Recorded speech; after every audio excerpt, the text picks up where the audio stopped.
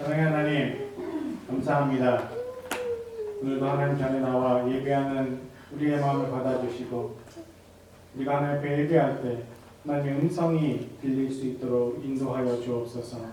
말씀을 전하는 자나 듣는 우리 모두가 하나님의 안에 성령 안에 거하게 하시고 말씀을 통하여 우리 삶을 하나님께로 향할 수 있도록 인도하여 주옵소서. 감사드리며 예수님의 이름으로 기도합니다. 아멘. 주님의 은총이 여러분에게 함께 하시기를 축원합니다. 사순절 세 번째 주일입니다. 사순절 계속해서 세 번째 말씀드리죠. 세 번째 주일이니까 주님의 강하신 십자가의 고난을 기억하고 그 의미를 묵상하면서 우리도 주님처럼 십자가 사랑의 정신을 실천하며 살아가는 삶의 토대를 공고히 다지는 그런 시간입니다. 여러분 늘 그런 마음으로 이 사순절의 시기를 살아주시기를 다시 한번 주님의 이름으로 부탁을 드립니다. 페이스북을 보니까 친구 목사님들, 선배 목사님들 40일 동안 금식하시는 분들이 굉장히 많으시더라고요. 그래서 옛날에 나도 그랬는데 라는 생각에 잠시 마음이 조금 불편함을 느꼈습니다. 옛날에는 참 많이들 금식하셨어요. 그리고 지금도 미국 땅에서도 큰 교회를 목회하시면서 40일 동안 금식하시고 그렇게 40일 동안 기도하시는 목사님들을 보면서 목숨 걸고 하는 이 기도 가운데 얼마나 하나님이 축복하실까 그런 생각을 다시 한번 해봤습니다. 여러분 그렇게 사는 분들도 계십니다. 우리가 좀 편하게 살지만 그런 마음으로 주님의 고난을 정말 묵상하며 살아가는 귀한 시간이 되었으면 좋겠습니다. 오늘 우리에게 주시는 말씀 함께 읽은 베드로전서 3장 말씀입니다. 베드로전서는 소망의 서신으로 알려져 있습니다. 신약 성서학자들은 이 편지 베드로전서가 쓰여진 시기를 네로 황제 치하에서 그리스도의 교회에 대한 박해가 시작된 주 64년경쯤에 쓰여졌을 거다 그렇게 생각합니다. 무슨 말일까요? 베드로전서 지금 이 복음을 읽는 수신자들은 그리스도 교회에 대한 적대감과 멸시가 점점 더 심해지던 그런 시기에 이 편지를 읽었다는 말입니다. 그렇죠? 이런 상황 속에서 사도 베드로는 그리스도인들에게 우리는 누구이며 우리가 어떻게 이 상황을 받아들여야 하고 어떻게 헤쳐나가야 될지에 대한 방향성을 제시하면서 이 글을 써내려갔을 겁니다. 그 방향이 한마디로 표현하면 의를 위한 고난을 인내함으로써 구원의 영광에 이르는 소망을 가집시다. 베드로는 그렇게 이야기하고 있는 겁니다. 베드로는 이 소망, 무슨 소망이요? 구원의 영광에 이르는 소망, 그 소망 안에서 고난을 당하는 성도들 향해서 고난을 인내합시다. 근데 그냥 버티는 게 아니라 우리는 기뻐해야 합니다. 이렇게까지 얘기합니다. 베드로전서 1장 6절 7절 말씀을 함께 볼까요? 여러분이 지금 잠시 동안 여러 가지 시련 속에서 어쩔 수 없이 슬픔을 당하게 되었더라 하더라도 기뻐하십시오.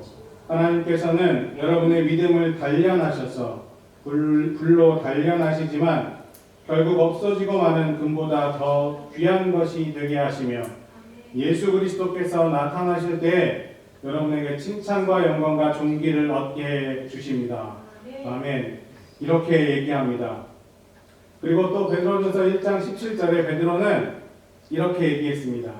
사람을 겉모양으로 판단하지 않으시고 각 사람의 행위대로 심판하시는 분을 여러분이 아버지라고 부르고 있으니 여러분은 나그네의 삶을 사는 동안 두려운 마음으로 살아가십시오.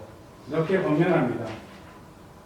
지금 베드로는 복음으로 인해 내가 그리스도인이 된 것을 선택한 사람들이 그 복음을 선택했기 때문에 당하는 고난을 어떻게 받아들여야 한다고 얘기하는 거죠?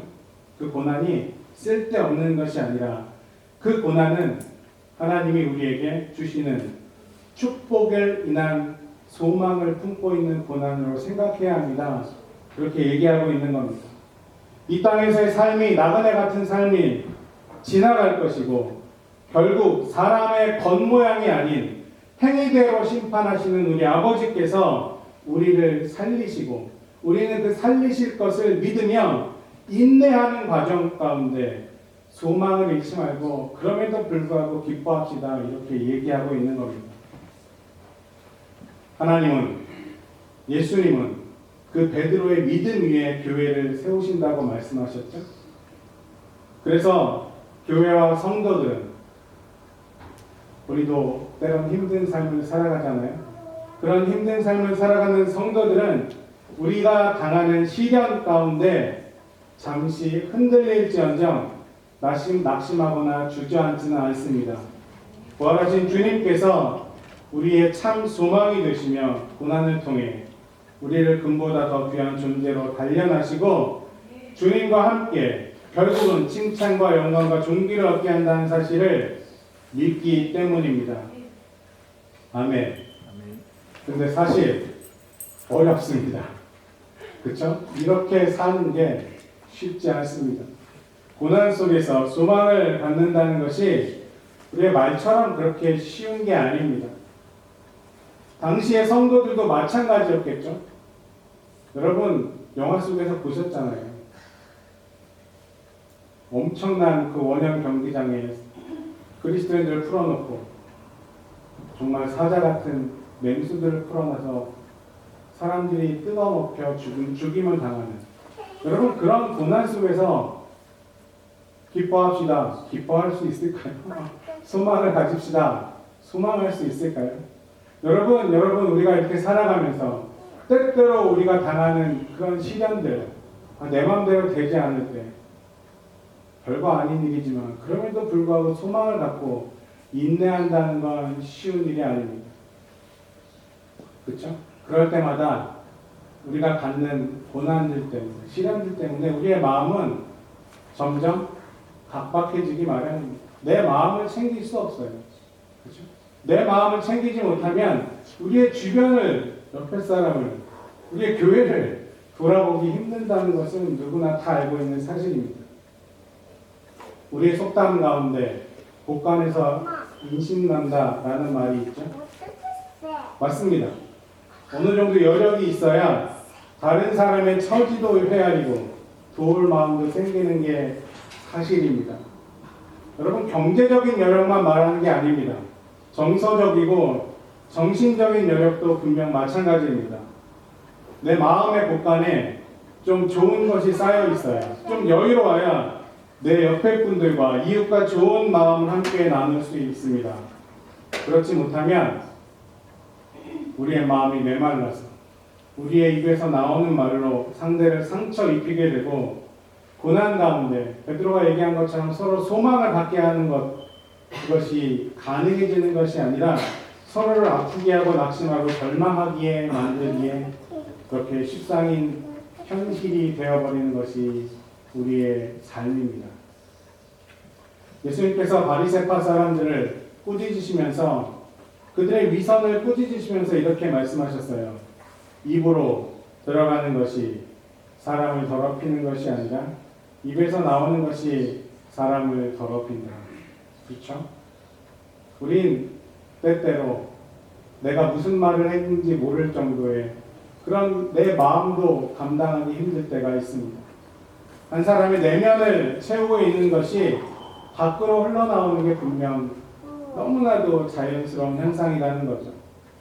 삶에서 때때로 마주치는 시련들, 고난들은 고요해진 평범한 우리의 일상을 휘저어서 흙탕물처럼 만들어 버리기도 한다는 겁니다.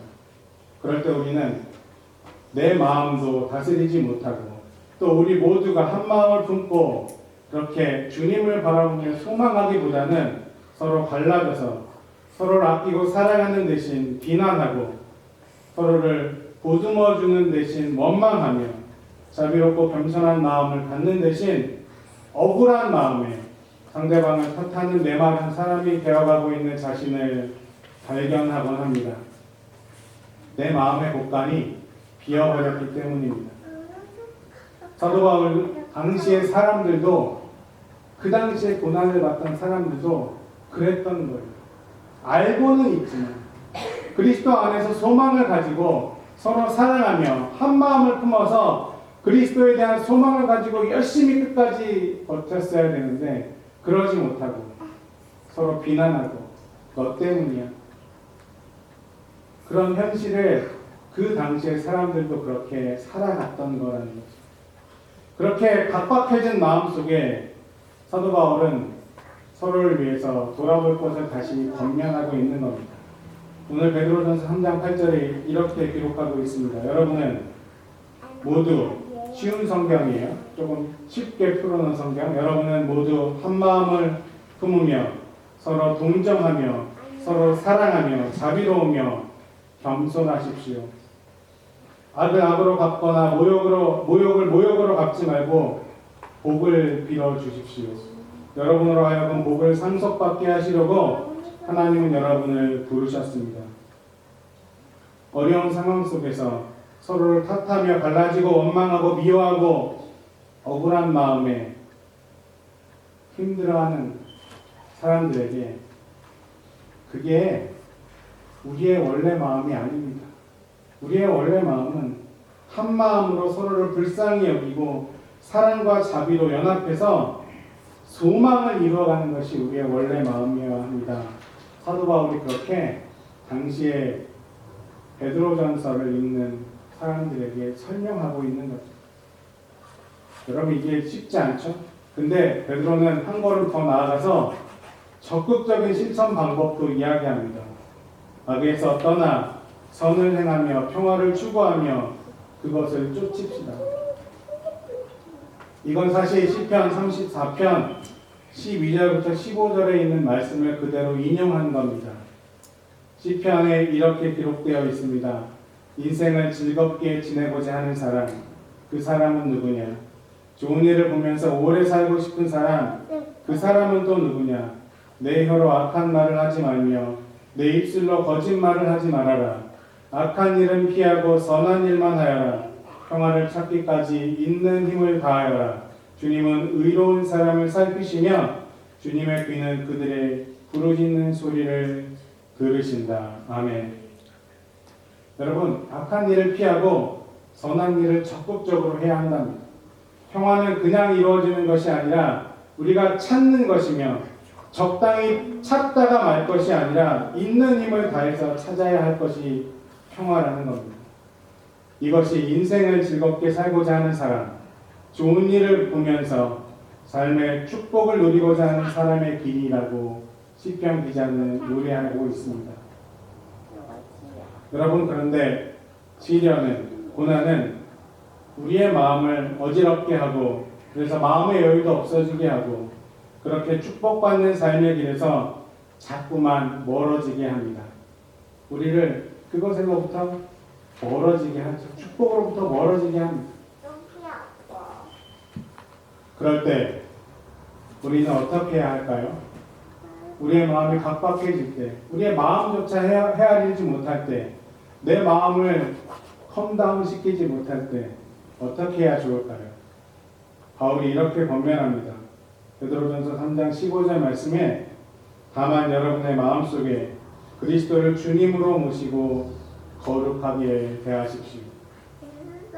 여러분, 고난 속에서도 흔들리지 않는 삶의 비결이 마음이 각박해져서 내 마음조차 어떻게 해야 될지 모를 때 우리가 찾아야 하는 것이 바로 예수님이라는 거죠. 예수님을 마음의 주님으로 모시고 사는 삶에 하나님이 분명히 함께 하시고 우리가 소망 가운데 하나님이 이루시는 것들을 우리의 삶에서 이루어갈 수 있다. 그렇게 베드로는 설명하고 있는 겁니다. 목사님, 무슨 말씀이세요? 우리가 그러기 때문에 이 자리에 나와 있잖아요. 그렇게 반문하실 수도 있습니다. 여러분, 근데 정말 우리의 마음이 그리스도와 하나 되어 있습니까? 그리스도를 바라보며 있습니까? 이렇게 질문하면 아마 100% 네, 그렇습니다. 장담할 수 있는 분은 별로 없을 겁니다. 저도 마찬가지죠. 내 마음의 여유가 없어질 때, 내가 무언가 평화를 이루어가지 못할 때 내 마음은 나는 그리스도인이라고 얘기하지, 내 입술은 그렇게 고백하지만 내 마음은 진짜로 예수님과 함께 살아가고 있지 못할 때가 많이 있다는 말입니다. 여러분, 그래서 제가 항상 자주 하는 말이 있죠. 연습해야 합니다. 내가 그리스도인의 삶을 연습해야 한다는 말입니다. 여러분, 이것도 연습이 분명히 필요합니다. 예수님이 내 삶의 주님 되시는 그 삶을 연습하고 또 연습해야 한다는 거예요. 오늘 잃어버리면 내일 다시 찾아서 내 마음속에 모실 수 있어야 하고, 내일 잃어버리면 그 다음날 또 연습하고, 그렇게 평생을 연습하면서 예수님을 주님으로 모시고 살아가려고 노력하는 것이, 여러분, 그것이 낙심하며 주저앉지 않게 되는 삶의 비결이라는 겁니다. 여러분, 분명히 그렇게 살아가야 합니다. 여러분만의 방법을 찾아가십시오. 주님을 내 삶에 모실 수 있도록 연습해야 합니다. 그래서 일기 쓰는 분들도 있으시죠. 매일매일 기도하면서 주님을 찾으려고 노력하시는 분들도 계십니다. 매일매일 말씀을 쓰는 분들도 계십니다. 왜 그럴까요? 그냥 형식적으로 하는 행위가 아니라 그것을 통해서 내가 주님과 함께 살아가기를 위해서 노력하는 겁니다. 하루하루 살아가기 위해서 준비하는 것입니다. 여러분, 그렇게 살아가다 보면, 아까 우리가 속담을 함께 나눴는데, 성도의 삶은 그래서 곳간에서 인심나는 삶이 전부가 되어서는 안 된다는 겁니다. 당장 내 삶의 곳간은 좀 부족해도 인심을 내다보면 내 삶의 곳간도 채워주실 것을 믿으며 믿음으로 살아가는 것이 바로 우리 성도의 삶이 되어져야 한다는 것입니다. 내가 채워져야 나눌 수 있겠다, 이렇게 마음먹는 것이 아니라, 여러분, 우리의 마음속에 늘 그런 마음이 있습니다. 조금만 더 하나님이 복 주시면 베풀어야지. 금전적인 것만을, 경제적인 것만을 얘기하는 것이 아닙니다. 그렇죠? 지금 내가 조금 부족해도 나누다 보면 어느새 차고 넘치는 그 은총의 신비를 경험하는 것이 우리 신앙인의 삶이 되어야 한다는 겁니다. 여러분, 그걸 경험해 보면 신앙생활에 분명히 기쁨이 생깁니다. 예수님이 이렇게 말씀하셨습니다. 목마른 사람은 다 내게로 와서 마셔라. 나를 믿는 사람은 성경이 말한 바와 같이 그에 비해서 생수가 강물처럼 흘러나올 것이다. 여러분, 예수님이 내 안에 계시면 내가 뭔가 부족한 것 같지만 그럼에도 불구하고 내 안에서 마르지 않는 샘물이 내 안에서도 넘치게 된다는 사실입니다. 여러분, 이걸 경험하는 게 그리스도인의 삶이에요. 베드로는 지금 그걸 얘기하고 있는 겁니다.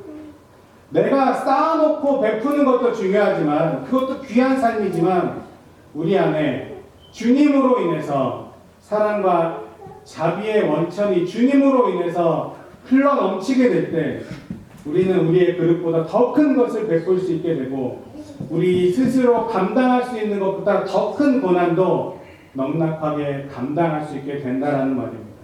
여러분, 이것이 신앙의 힘입니다. 마지막으로 조선 세종 때 쓰여진 용비어천가의 구절을 함께 소개하고 마치려고 합니다. 용비어천가는 한글로 쓰여진 최초의 문헌이에요.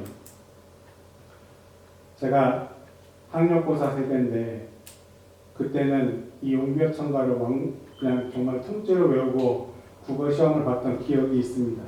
그 구절 중에 이런 게 있습니다. 뿌리 깊은 나무는 바람이 많이 흔들려 꽃 좋고 열매 많이 맺나니, 샘이 깊은 물은 가뭄에 안이 그쳐 내를 이어 바다에 가나니. 이런 구절이 있습니다. 여러분, 뿌리가 깊은 나무는 바람에 흔들려도 뿌리가 뽑히지 않고요, 꽃을 맺고 결국은 열매를 많이 맺게 된다는 얘기입니다. 샘이 깊은 물은 가뭄에도 마르지 않고 시내를 이뤄서 그것이 강이 되고 강이 아래로 흘러가서 바다가 된다라고 그렇게 기록한 문헌입니다. 생각해 보세요. 뿌리가 깊은 나무는 깨끗한 물만 빨아들이는 게 아닙니다. 그죠? 부정물도, 흙탕물도 받아들여서 양분으로 삼습니다. 부정물이라도, 흙탕물이라도 마다하지 않고 모두 받아들여서 자신이 살아갈 양분으로 만들고 그것을 힘입어 더 큰 나무가 되고 좋은 열매를 맺게 된다는 사실입니다. 샘이 깊은 물은 어떻습니까? 작은 샘에서 흘러나온 물이 점점 흘러서 시내가 되고 그것이 더 흘러서 더 옆으로 흘러서 강이 되고 강이 되는 것이 더 큰 바다를 이루어 간다는 말입니다. 여러분, 그리스도를 우리의 마음에 모신 사람은 이런 뿌리 깊은 나무의 사람이라는 거죠. 샘이 깊은 그런 물이라는 말입니다. 우리 마음속에 주님을 모신 힘으로 우리도 겸손과 인내로 더 큰 것들을 이루며 살아갈 수 있는 그런 사람이 되어야 한다는 겁니다.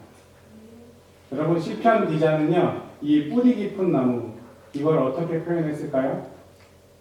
시냇가에 심기운 나무로 표현했습니다. 이건 정말 많이 들어보셨잖아요. 시편 기자는 이렇게 얘기합니다.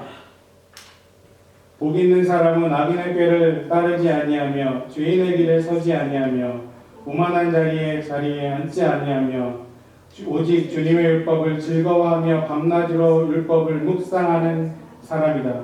그는 어디라고요? 시냇가에 심은 나무가 철따라 열매를 맺으며 그 잎이 시들지 아니함 같으니 하는 일마다 잘 될 것이다. 아멘. 여러분, 복 있는 사람은 시냇가에 심기운 나무 같은 사람이랍니다. 마르지 않는 생명의 원천에 뿌리 내린 사람, 그가 바로 복 있는 사람, 그리스도를 우리의 마음에 모시고 살아가는 사람, 그리스도의 샘에서 우리의 양식을 얻는 사람, 그 사람이 복 있는 사람이다. 그렇게 시편 기자는 이야기합니다. 여러분, 주님의 마음이 어디에 있으십니까? 여러분의 마음에 있으십니까? 있는 것 같지만 고난을 만나면, 시련을 만나면 내 마음이 각박해지는 이유는 그 주님을 잠시 놓쳤기 때문입니다. 여러분, 그럴 때마다 다시금 생각하십시오. 주님이 내 마음속에 있는지. 그리고 그 주님을 다시 마음속에 모시기 위해서 노력하십시오. 연습하십시오. 그렇게 생명의 근원이신 그리스도를 주님으로 모시고 살면 소망 가운데 고난을 인내할 수 있습니다. 마지막 날에는 주님과 더불어 칭찬과 영광과 존귀를 분명히 얻게 될 줄로 믿습니다. 여러분, 그런 뿌리 깊은 나무, 시냇가에 심기운 나무의 삶을 여러분의 삶으로 살아낼 수 있는 복된 삶이 되시기를 주님의 이름으로 축원합니다. 기도하겠습니다. 주님께서 우리의 참 소망 되시며 우리를 금보다 더 귀한 존재로 단련하시며 주님과 함께 칭찬과 연기와 영광과 존귀를 얻게 하실 줄로 믿습니다. 우리가 그것을 믿으며 우리의 삶으로 나아갑니다. 우리의 마음에 주님 되어 주옵소서. 예수님이 우리의 마음에 주님 되시는 삶을 연습하고 또 연습하게 하셔서 우리의 일평생 동안 흔들릴지언정 주저앉지 않는 뿌리 깊은 나무의 삶을 살아갈 수 있도록 인도하여 주옵소서. 그렇게 하신 하나님을 찬양하며 예수님의 이름으로 기도합니다. 아멘.